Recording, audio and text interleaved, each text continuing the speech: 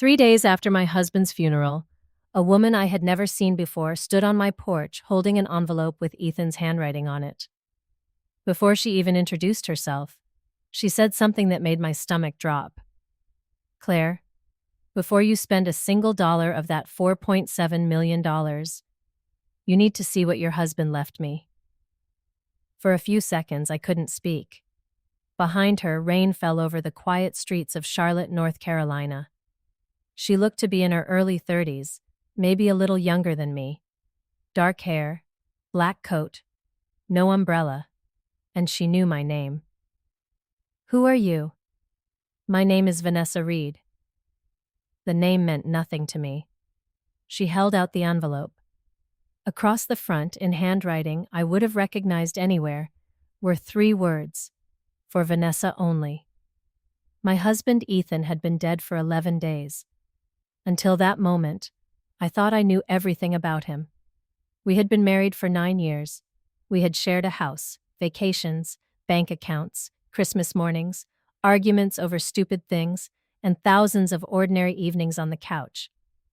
Ethan had died suddenly at 41 after his car went off a wet road outside Asheville. There had been no goodbye, no final conversation, just a phone call at 1:17 in the morning. Then a funeral. Then silence. 2 days after the funeral, our attorney, Richard Coleman, asked me to come to his office. That was where I learned Ethan's investments, business interests, insurance policies, and other assets would leave me approximately $4.7 million. I remember staring at Richard. $4.7 million? He nodded. Ethan had always handled most of our investments. I knew we were comfortable. I had no idea we were that comfortable. But sitting in Richard's office, I didn't feel rich.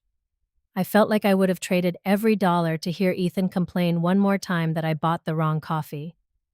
And now Vanessa Reed was standing at my door, with a letter from my dead husband. "I think you should let me inside," she said. "No." Her expression changed. "You don't understand." "Then explain it from there." She looked down at the envelope. "Ethan made another will." I actually laughed. Not because it was funny, because sometimes your brain rejects reality before your heart has time to understand it. "That's impossible." "I have a copy." She reached into her bag and pulled out a document. I saw Ethan's full legal name, Ethan Michael Bennett, then a date, 7 months earlier, and at the bottom, his signature. My hands started shaking.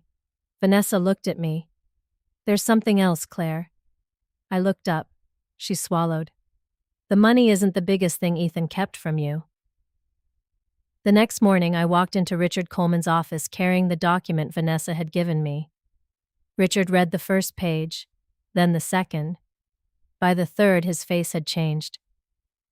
"Where did you get this?" "A woman named Vanessa Reed." His eyes immediately lifted. "You know her?" "No." But he answered too quickly. I leaned forward. "Richard." He removed his glasses. "Claire, I represented Ethan in business matters for nearly 12 years. That doesn't mean I knew every person in his life." "That wasn't my question." Silence. Then he said, "I've heard the name." My stomach tightened. According to the document, Ethan had created a second will 7 months before his death. It left Vanessa a house in Asheville, access to a private account, and something described only as the contents of safe deposit box 317. "What about the $4.7 million?" I asked. "The majority still goes to you." "So she wasn't lying?" "I didn't say that." Richard pointed to the signature. "It looks like Ethan's signature, but until I verify the witnesses and notary, this is just paper." Then I noticed something. "Asheville." Richard looked at me. "What?" "Ethan died outside Asheville." Neither of us spoke. Our home was nearly 2 hours away. Ethan had told me he was driving to Raleigh for a business meeting. Raleigh was in the opposite direction. That afternoon, I searched Ethan's home office. For 9 years, I had respected his privacy. That lasted about 20 minutes. I opened every drawer, every folder, every cabinet. Nothing. Then I found an old laptop behind a stack of tax records.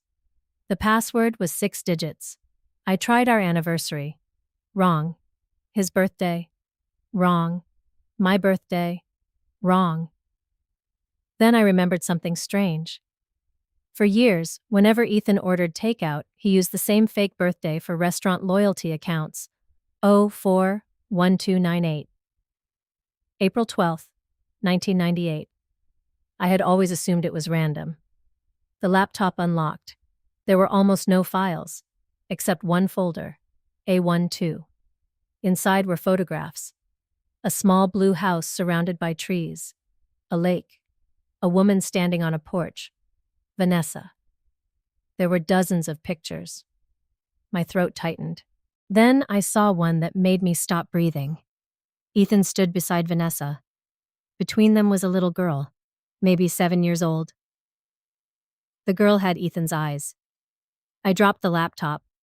For the first time since Vanessa appeared at my door, I thought I understood. My husband had another family. I drove to Asheville the next morning. I didn't call Vanessa. I didn't tell Richard. The address from the second will led me to the blue house from Ethan's photographs. Vanessa opened the door. She didn't look surprised. I knew you'd come. Is she Ethan's daughter? Vanessa went still. Behind her, I saw the little girl from the photograph coloring at a kitchen table. Vanessa closed the door behind herself and stepped onto the porch. Her name is Lily. That wasn't my question. Claire, is Ethan her father? No. One word. And suddenly the story I had built in my head collapsed. Then why are there pictures of them together? Vanessa looked through the window at Lily. Because Ethan was protecting her. From who? Her father. Vanessa invited me inside.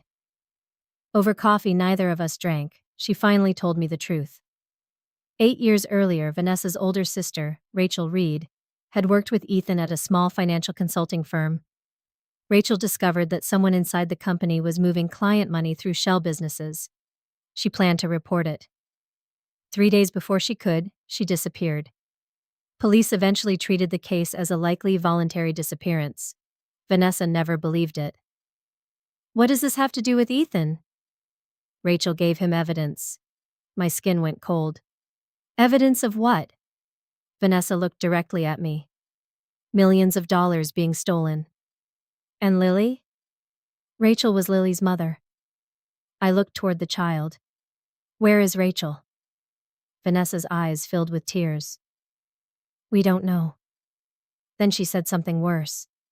Ethan believed the person who made Rachel disappear was still watching us. I stood. This is insane. I wish it were. Why wouldn't Ethan tell me? Because he thought you'd be safer if you knew nothing. I shook my head. That sounds convenient. Vanessa walked to a cabinet and removed a small metal key. Stamped into it were 3 numbers. 317, the safe deposit box. Ethan told me if anything happened to him, I was supposed to give this to you. Me. He said you were the only person who could finish what he started. I stared at the key. Why didn't you give it to me yesterday? Because I needed to know whether you were being watched. I almost laughed. Then she asked, Did a black SUV follow you here? My blood went cold. Because 20 minutes outside Asheville, I had noticed one, and it was parked across the street. Vanessa and I waited 15 minutes before leaving through the back of the house. The bank was downtown. The key opened box 317. Inside was no cash, no jewelry, just a flash drive, a photograph, and a handwritten note. The photograph showed 4 men at a charity dinner. Ethan, Richard Coleman, Nathan Brooks, Ethan's closest friend, and a 4th man I didn't recognize. On the back, Ethan had written, "One of them knows what happened to Rachel." My stomach turned. "Richard?" Vanessa stared at the picture. "You trust him?" I did. The note was addressed to me. "Claire, if you are reading this, then I failed to finish something I should have finished years ago. I lied to you. More than once. But I never stopped loving you. The $4.7 million is real, but not all of it belongs to us." I stopped reading. "What does that mean?" Vanessa didn't answer. I continued. "Some of the money came from accounts connected to the fraud Rachel discovered. I spent years tracing it. I moved it where I believed the people responsible couldn't reach it. Do not trust anyone simply because I trusted them. Especially Nathan." My hands froze. Nathan Brooks had delivered the eulogy at Ethan's funeral. Nathan had held me while I cried. Nathan had called me every day since Ethan died. And suddenly I remembered something. The night Ethan died, Nathan called me at 12:42 a.m., 35 minutes before the police. He said, "Claire, have you heard from Ethan?" At the time, it seemed like a normal question. Now it didn't. How did Nathan know something was wrong before I did? Vanessa looked at me. "That's what Ethan wanted you to ask." We plugged in the flash drive. There were financial records, recordings, photographs, and emails. Then we found an audio file dated the night Ethan died. His voice filled the room. "If you're hearing this, I probably didn't make it home." I covered my mouth. Ethan continued. "Nathan knows I found the original transfer records. He thinks they're in Asheville." Then Ethan said, "But Nathan isn't the person running this." A pause. "The person behind it has been sitting across the table from us for years." The recording ended. My phone rang. Richard Coleman. I stared at Vanessa. "Don't answer." The phone stopped. A message appeared. "Claire, I know you opened box 317. Call me immediately." Neither Vanessa nor I had told him where we were. We left the bank separately. I drove straight home. Nathan was waiting in my driveway. The moment I saw him, I nearly kept driving. Instead, I stopped. He approached slowly. "Claire, we need to talk." "About Ethan?" His expression changed. "About what he got you involved in." I kept the car door between us. "Were you following me?" "No." "Did you know about Vanessa?" "Yes." That answer hurt more than I expected. "How long?" "Years." "Did everyone know my husband except me?" Nathan closed his eyes. "Ethan was trying to protect you." "I'm getting tired of hearing that." Then Nathan said something I didn't expect. "Richard killed him." I stared at him. Nathan explained that years earlier, Richard Coleman had helped structure investments for Ethan's company. Rachel discovered that Richard was secretly diverting client money. Nathan learned about it later but kept quiet because Richard threatened his family. "Why would Ethan's recording warn me about you?" "Because Ethan didn't know whether I'd help Richard or help him." "Did you?" Nathan looked ashamed. "For a long time, I did nothing." That wasn't an answer. Then headlights appeared behind us. A black SUV. Nathan's face changed. "Get inside." The SUV stopped. Richard stepped out. Alone. He looked almost exactly as he had in his office. Calm. Professional. Controlled. "Claire," he called. "Please don't make this harder than it needs to be." Nathan moved in front of me. Richard smiled. "You always were weak, Nathan." I felt strangely calm. Maybe grief had burned through every emotion I had left. "Did you kill Ethan?" Richard looked at me. "No." Nathan shouted. "He's lying." But Richard didn't even look at him. "Ethan's death was an accident." "Then why are you here?" "Because the files you took contain information that could destroy innocent people along with guilty ones." "Rachel Reed?" For the first time, Richard's face cracked. Barely, but I saw it. Then another car pulled into the driveway. Vanessa. She got out holding her phone. "Tell her, Richard." His eyes widened. Vanessa continued. "Tell Claire what happened to my sister." Richard stepped backward. Nathan suddenly grabbed him. They struggled. Richard broke free and ran toward the SUV. But before he reached it, police vehicles turned onto the street. Vanessa had called them 20 minutes earlier. Richard was arrested that night. I thought it was over. It wasn't. Because the next morning, Detective Morales called me. They had searched Richard's SUV. Inside, they found Ethan's missing phone. But they also found something else. A sealed envelope. Written across the front. Claire Bennett. Do not open until Richard is arrested. The handwriting was Ethan's. I opened Ethan's final letter at my kitchen table. Claire, there is one truth I was too afraid to tell you while I was alive. I stopped. My hands were already shaking. The money was never meant to make us rich. It was meant to make things right. Ethan explained that after Rachel disappeared, he had secretly spent years collecting evidence. Some of the stolen money had passed through accounts connected to companies Ethan controlled.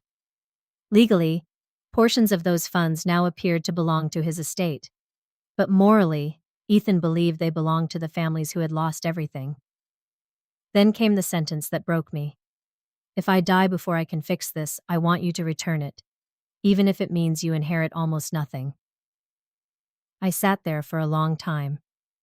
$4.7 million. For days, that number had followed me everywhere.